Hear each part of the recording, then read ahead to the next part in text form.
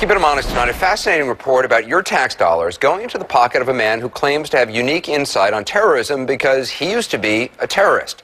Walid Shobet is his name. He claims to have bombed an Israeli bank, been a member of the PLO who attacked Israeli soldiers, and grew up a devout Muslim who hated Jews. Now converted to Christianity, he travels America lecturing churches and police about the dangers of Islam, and he gets paid for it. His books have titles like God's War on Terror, Satan's Footsteps, and Why I Left Jihad. They were big sellers where we found Shobet speaking at the South Dakota Conference on Homeland Security. He was there addressing more than 300 police officers and first responders.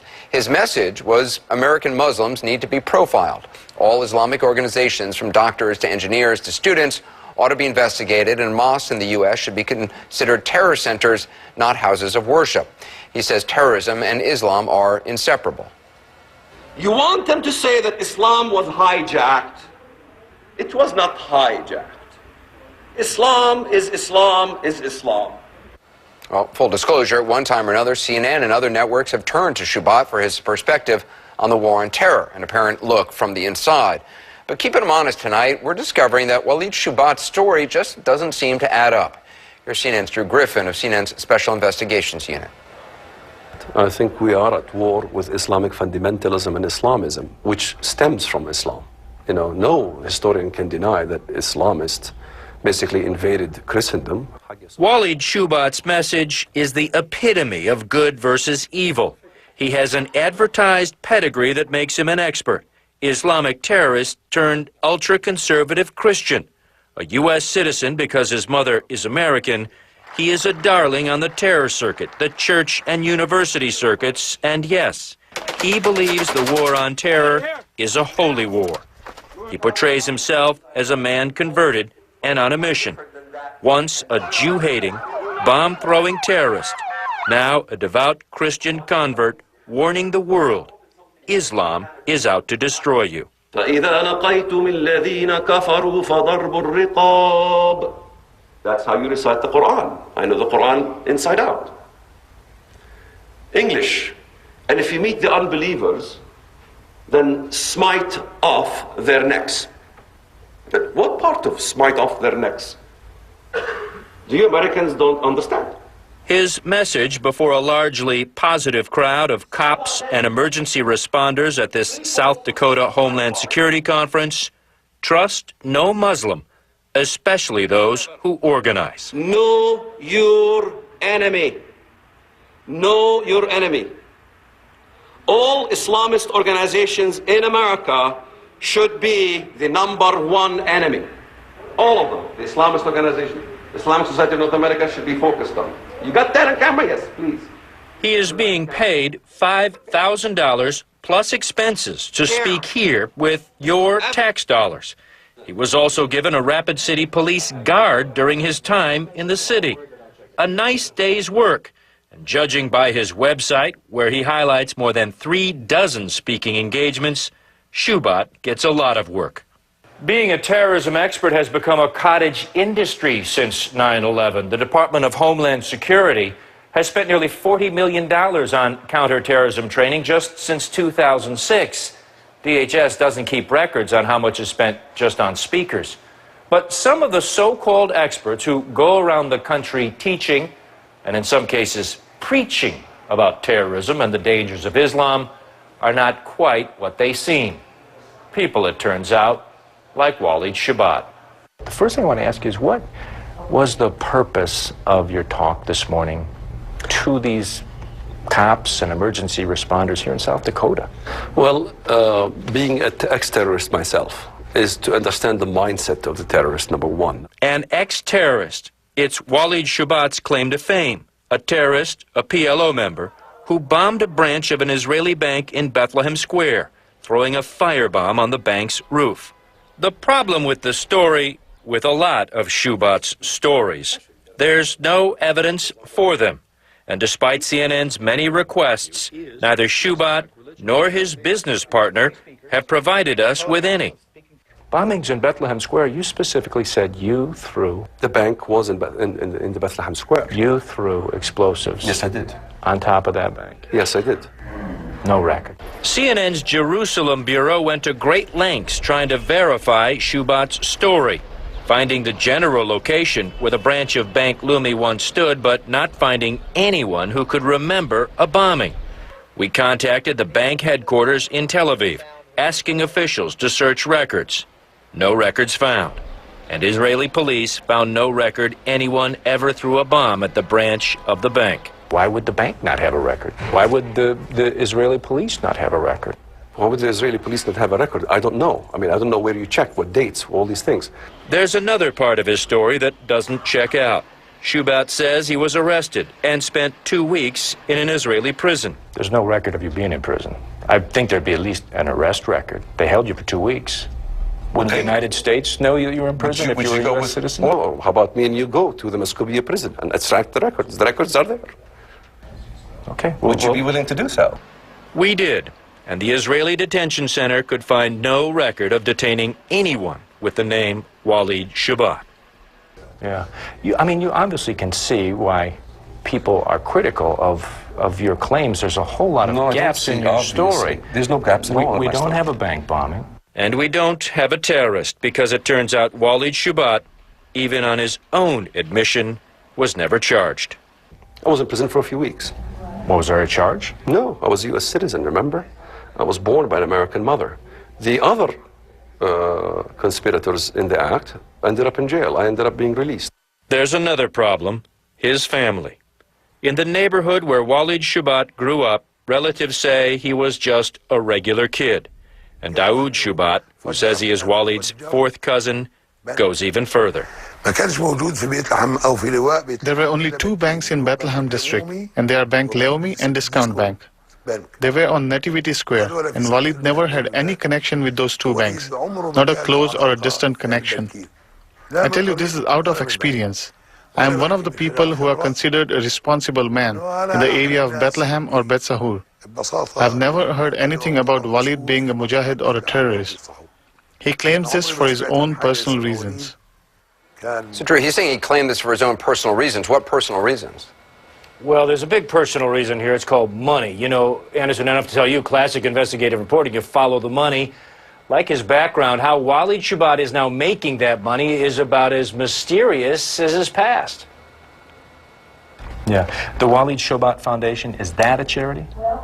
Walid Shobet Foundation is part of the FFMU. And what does the FFMU do? Basically, we're in the information, and we do speaking, and we do also helping Christians that are being persecuted in countries like Pakistan. And we help Christians who are suffering all throughout the Middle East. And how do you do that? None of your business. None of your business. That's interesting. Our investigation continues tomorrow night, right? Tell us, what are we going to see tomorrow? Yeah, tomorrow, how he makes a business out of his expertise, how these donations to his cause end up with a so-called foundation owned by his business partner, and also the bigger question, Anderson, why are our taxpayers going to pay this guy? He can say whatever he wants, but where are the people vetting these so-called terrorism experts that are suddenly making a lot of money in this country? That's interesting. Drew, fascinating. We'll continue to follow up. We'll have that report, part 2. Keeping him honest tonight, we are continuing our reporting on a man named Walid Shobet. He lectures law enforcement groups around the country, claiming to be an expert on Islamic fundamentalism and terrorism. He says he himself was once a terrorist, and he sells his consulting services, sometimes at taxpayer expense. Last night on this program, we revealed that after much investigation, CNN could find no evidence to back his claims that he was once a terrorist who had been arrested in Israel. And he's not the only so-called expert whose background may not be as advertised. Recent reporting finds that a number of so-called experts teaching, and in some cases preaching, about terrorism may not really know what they're talking about. The Department of Homeland Security has handed out at least $40 million in training grants over the past 5 years, and at least some of that money is spent on speakers like Walid Shobet. Recently, Senator Susan Collins and Joe Lieberman asked the Department of Homeland Security and the Justice Department to account for how federal training dollars are spent for what they called inflammatory rhetoric. Tonight, we look at how Walid Shobet makes his money and what he does with it. Drew Griffin has part 2 of his investigation. It's clear Walid Shobet does not like tough questions. It's a stupid question. He became even more defensive when we began asking about his foundations, his tax-exempt status, and all the money he is making. He has turned what some might call hate speech into a career, trading on his past to advise law enforcement officials and religious groups about the threat of Islamic radicals. He says he was a Palestinian terrorist jailed by the Israelis, but it's a life story based on very little evidence. But it sure pays well. Tax records filed by his business partner reveal his speaking engagements earned more than $560,000 in 2009.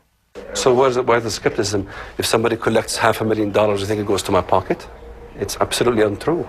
Like his answers, his tax return is vague on specifics, and his various businesses and foundations, well, that's vague too. How much do you get paid for these speaking engagements? Not that much. I'd probably, if you look at my salary, I make like probably what a gas station makes, what a garage makes. I mean, everybody thinks I'm just raking in the dough, which is absolutely incorrect. Yeah. The Walid Shobet Foundation, is that a charity? Walid Shobet Foundation is part of the FFMU. And what does the FFMU do?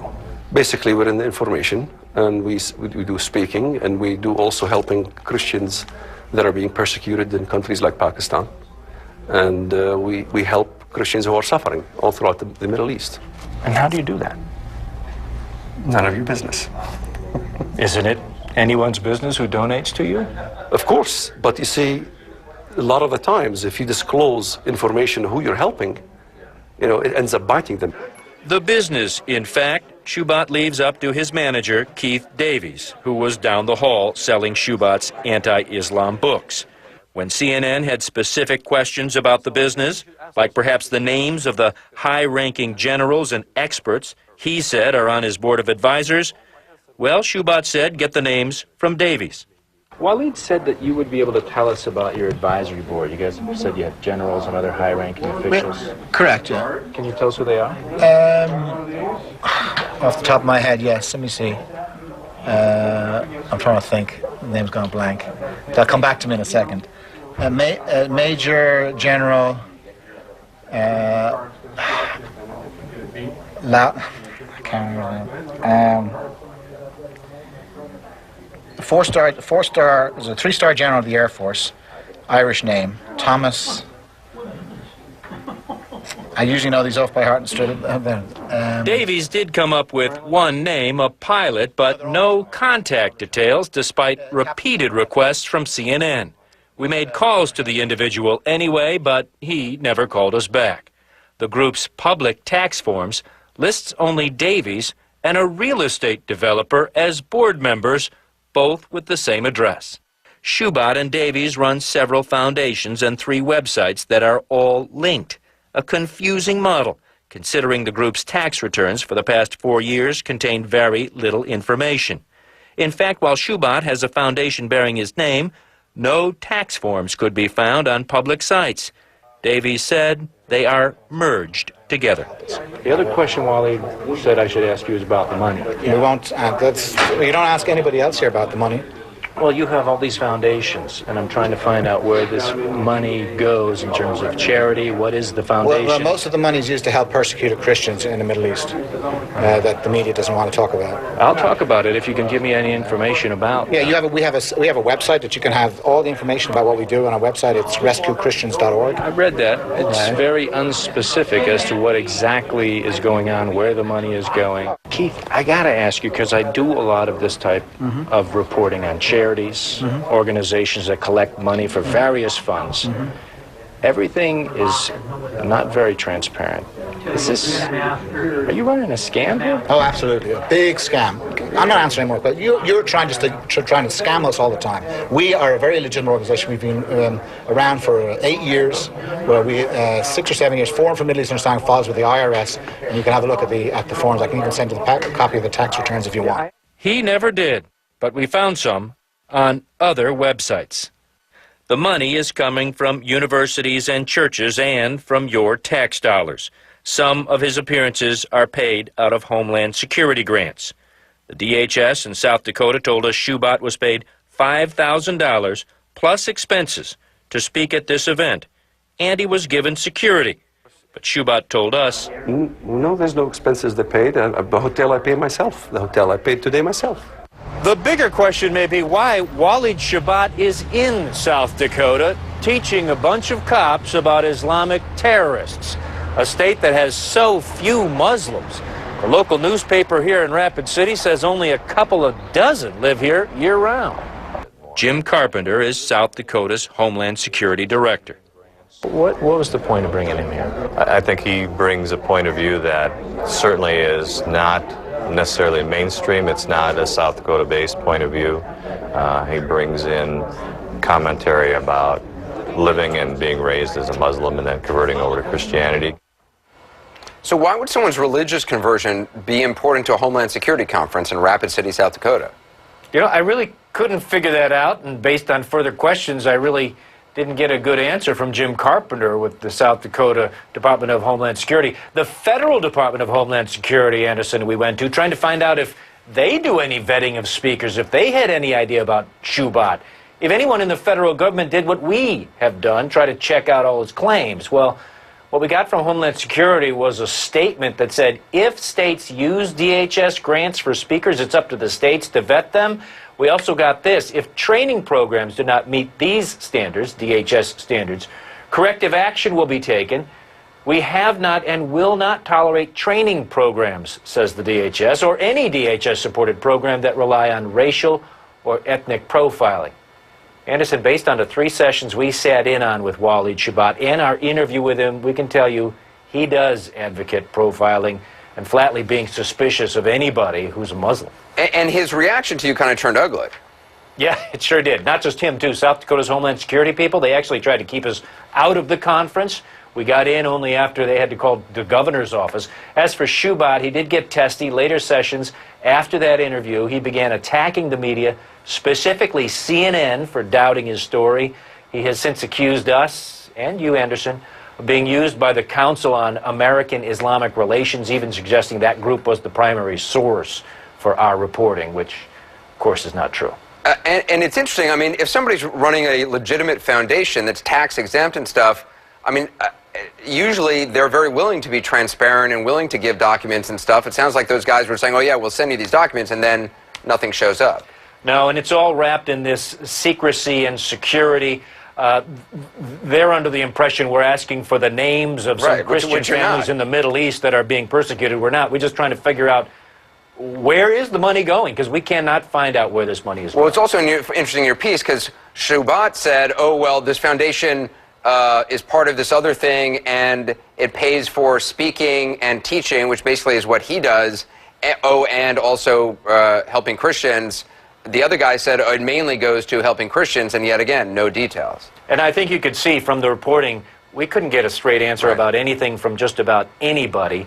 That reporting continued in our various emails and contacts with these fellas after that. It was just a very confusing, and in the past when we've done reporting like this, the more confusing, the less transparent things are, the more questions need to be asked, I think, by DHS and other federal authorities. Yeah, interesting that they haven't been. Drew, appreciate the reporting. Great job as always. Thanks. Coming up...